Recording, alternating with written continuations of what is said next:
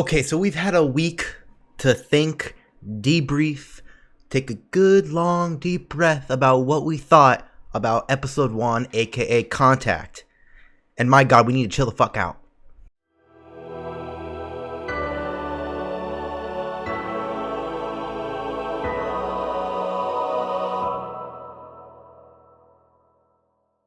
So if you watched my episode 1 reaction / review, you would know that I quite enjoyed that episode. I thought it felt Halo in its own way. Sure, there's a lot of things to nitpick, there's a lot of things that don't feel Halo, but if you just are open-minded about it, you let the show do its thing, maybe you'll actually enjoy it a little bit. The acting was great, seeing Master Chief's face was still iffy, and I'm not really 100% sold on that, but I'm gonna give it a chance. The set pieces, the audio design, although I wish they would have used more classic and OG sounds, was still fantastic regardless. And we saw some really cool things like Reach, a Covenant Phantom, High Charity, the Prophet of Mercy, so lots of cool things were still in episode 1, and I'm really hyped to see what episode 2 brings to the table. So with all that being said, I'll see you guys on the other side.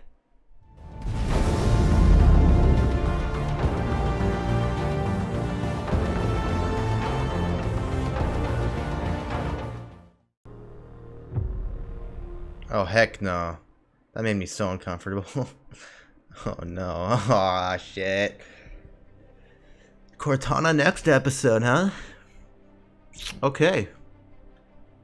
Okay, episode 2. Not quite feeling it anymore, not gonna lie. I'm trying to give it a chance, I really am. I don't think it was as good as episode 1 right off the bat. I'm really trying to give it a chance. Let's talk about it. So, brief synopsis of what we saw this episode. Basically, Chief discovers he's a blessed one and drops Quan Ha at the daycare in an asteroid and turns himself into the UNSC. That's what happened this episode. So I want to talk about the things I liked and didn't like this episode. I love how they interpreted slip space. That was a really cool visual. The sound design behind that was incredible. It was so cool to see. Oh shit. You must be in slip space. So I really like that they explored the idea of an ex-Spartan or a Spartan disloyalist, a Spartan who questions what his role is in the world, even way back 22 years prior to this episode. It was a really cool concept that I wish made a little bit more sense lore-wise, and I know that this is its own timeline. Like I said, I'm trying to treat it as its own thing. It's still really hard to differentiate what made Halo Halo, what makes a Spartan, why he would, leave the Spartan 2 program on Reach. That's really, I like the idea, I don't like the execution, I think is what I'm trying to say, and let me get into that. This place cost me my arm. Oh. As you can see. God damn. What she's taking from you, John. Now that I'm thinking about it, actually, I don't want to get into why it bothers me so much, because it ties into some stuff that the show might explore lore-wise, and I don't want to potentially spoil why Master Chief is having these visions. I'm pretty sure I know why if they go based off the games, which they might take like 5% of what they talk about in the games and set up there. So I actually don't want to get into it quite yet. I'll wait until they explore Chief's origin a little bit more. I don't want to potentially spoil anything for those of you who have never played Halo before. So just know that what they're doing, I'm not quite fond of, but I do understand that this is a separate timeline, or the silver timeline, I guess is what they're calling it.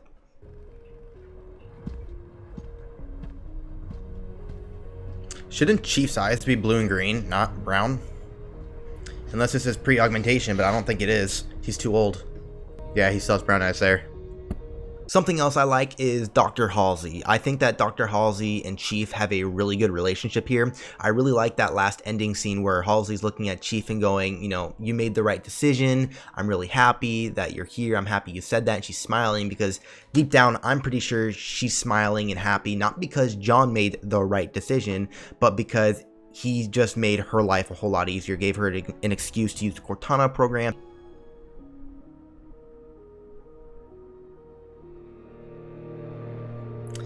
See that look in her smile in her eyes is not for John, it's for herself. Like, I could use this for Cortana. I like that. I mean, about the character, not her actions. I just think that I like that relationship because John looks up to Halsey as a mother figure, and although Halsey looks to her Spartans as her children, or more so her lab rats or test experiments, whatever you want to call it in the games, and she does have care for them, she does love them in some capacity, but not in the capacity a mother truly would. They are her pride and joy, I guess is another way to phrase it, and I think that she does legitimately love John in some capacity here. She loves her Spartans. John's always been her favorite Spartan, I think, in this show and in the lore, the game lore that is. So I like that relationship. I like what they're doing there. Oh shit, more High Charity. Oh my god, that cruiser. Oh my god. Oh, the three prophets: truth, regret, mercy. I still like the overall Covenant aesthetic, which kind of ties into the first thing I don't like, is that there's a human there. It's her their reasoning seems to be that they saved her, and I know she can control Let Go Low, which are the hunter worms or scarab worms. You'll find out what that is later on. It was in the trailer, so not really a spoiler, but the fact that she's there and she's straight up arguing with the prophets makes me kind of uneasy, because the prophets are the word. They say what goes, and the fact that she's talking to them like that makes me really uncomfortable in some ways, because I know Truth would be like, what the fuck did you just say to me? Just kill her. She's done. Kill her. I mean, he'd probably just say that for her being a human, but in this timeline, I think they're going to do something a little different, where I don't think they see her as an equal, but they definitely see her as a very, very, very important asset. Ooh, that was a halo. Oh, it's just a scan. It looked like a halo. Like a hologram of one. The sign for a reclaimer. What are you? She's a blessed one, apparently. I'm wondering if they're just keeping her around because they can use her to not just control the Let Go Low, but to activate objects, which ties into another interesting thing I don't like. In the Halo lore, I will comfortably say this, I don't think it's too much of a spoiler, any human is considered like a blessed one. That's not even a thing in the games. A human is known as a reclaimer. I don't know if they're going to use that word here in the show, but a reclaimer basically ties into some stuff with, I can't go into, involving foreigners and stuff. Just, I really hate to keep saying potential spoilers, but I'm trying to have you guys enjoy the show and see a lot of secrets and shocking surprises and reveals that might come down the line, whether that's this season or next season. But here, I think they're more so going with the approach that certain humans are reclaimers, or blessed ones, as the Covenant's calling them, which I'm not sure I like that, because there's a lot of moments in Halo which sets the stakes up so high. All it takes is for one human to activate an object or a relic, whatever you want to call it, and that really, having only certain people do it, really strips the stakes. I was about to say, you don't waste patience with Master Chief. The image you made him produce. To what? To death. The end. Yeah. You felt it, didn't you? The darkness. That theme. Yes. That's worrying, because I think that takes away some stakes. But I haven't seen the show yet. I don't know what the stakes are quite. Well, actually, I do know what the stakes are, considering I know what Halo is. But it appears that the Covenant already knows of Halo. I don't know if they found it yet, or if they found it but they just don't know how to activate it or use it. So you haven't found the Sacred Ring yet, but you know it exists. They did mention the Great Journey. You'll learn more about that later if you don't know what that means. But really excited for that stuff. So there's things that I think I don't like because I'm a Halo fan, but I think I would like it if I wasn't a fan of Halo or ever, really got into the games, which is fine, because like I said in my Batman review, I thought the Batman was a great Batman movie and a great movie. I thought the Dark Knight trilogy were great movies, but really bad Batman movies, and I think the same logic can be applied here. I think this was a good TV show, but I don't think this was a good Halo TV show, if that makes sense. I think that's the best way to phrase it, because you can't tell me this show isn't good. It's interesting, it has a lot of cool moments, a lot of cool things to set up. It's keeping me intrigued at the end of every episode. I want to watch episode 3. I was sold by the end of episode 1, and although this was definitely a weaker episode than episode 1 in my opinion, I do think it's still a good show, just not a good Halo show.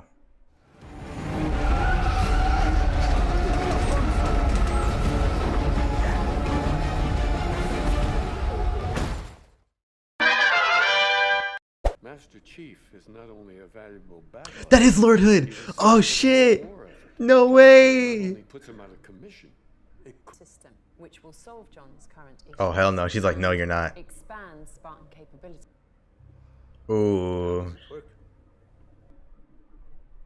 That did feel like something Halsey would do.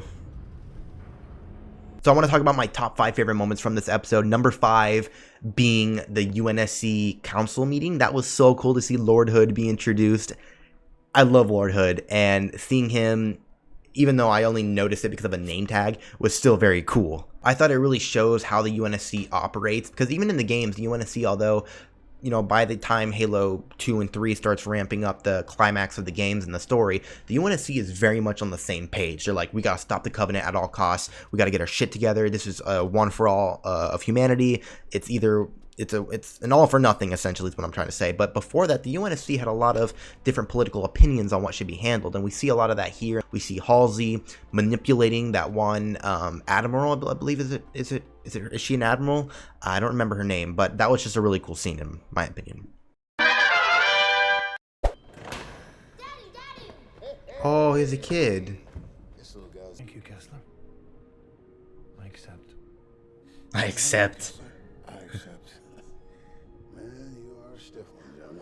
Number 4 was seeing that Sorel, I believe was his name, has a kid. There are Spartans in the lore that did have a kid. There was a female Spartan who left the Spartan program and eventually did settle down and have a family. So that was a really cool nod to the lore. I thought, I was like, man, that actually took me back, and realizing what Spartans are capable outside of these augmentations. They're still just people outside of all this stuff. So it was really cool to see. The ring. They already know about Halo? What? The Great Journey. Oh my god, that is so beautiful to hear. Gift. Okay. Have fun with that gift. So for number 3, seeing the 3 prophets talk to an elite and describe the Holy Ring was a really cool mention. Having the Great Journey be name dropped, that was really cool stuff, and I'm really hyped to see what they set up there. UNSC Spartan Training Center, 22 years ago. Oh shit. 117. Oh my god, dude. Oh, what other Spartans we got there? I couldn't see the numbers. So the number 2 spot is Sorel deserting the Spartan 2 program. That was a really cool backstory tie-in of the Spartan 2 program. I wouldn't say more so backstory. Definitely a flashback would probably be a better word for that. But it's really cool to see a younger John and a younger Spartan go back and forth about their ideals, what's important to them, definition of freedom, whether that's being killed or actually living a life. That was a really cool scene, and I'm glad we got that.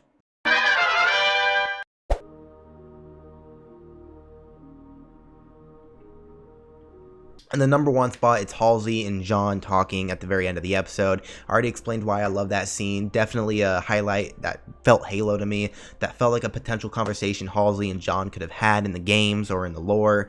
So overall, I hope we get to see more of Halsey and John together.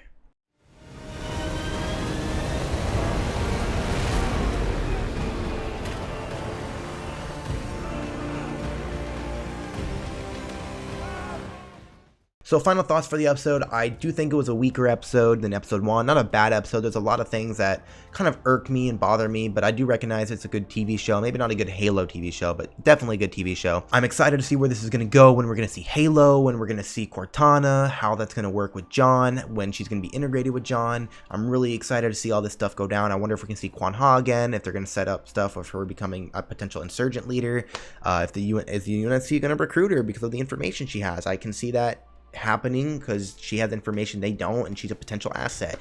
The UNSC, if they see you as an asset, they will use you whether you like it or not. So, or maybe Oni will, but I don't know if they're going to explore Oni in this show. Thank you guys so much for watching. If you like this, don't forget to leave a like and subscribe if you are new. Let me know what your favorite moment was down in the comments below, and if you want to be notified every single time I upload a new Halo video, don't forget to hit that notification bell.